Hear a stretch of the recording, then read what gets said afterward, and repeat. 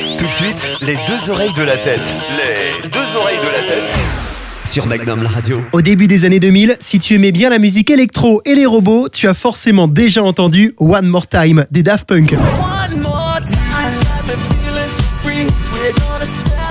One More Time, c'est la chanson emblématique qui va définitivement positionner le duo casqué français en tant que référence numéro 1 de l'électro et en même temps les faire connaître dans le monde entier. C'est pas possible.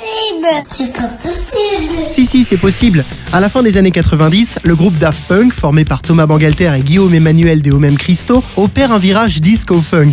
Et pour la création de One More Time, le duo français se serait largement inspiré de More Spell on You, une musique signée Eddie Jones, sortie bien avant, en 1979. Écoutez.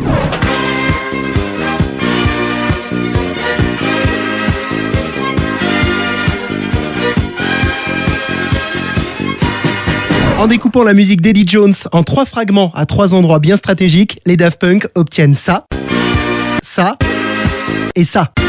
On ralentit les 3 sons.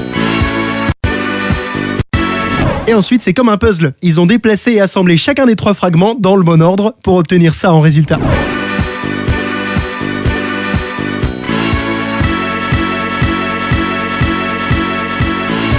Seulement voilà, selon le Los Angeles Times, un journal américain, Eddie n'aurait jamais été crédité pour ses droits d'auteur. Comment? Qu'est-ce que j'apprends? Apparemment, il n'aurait donc jamais rien touché pour sa contribution au tube des Daft Punk.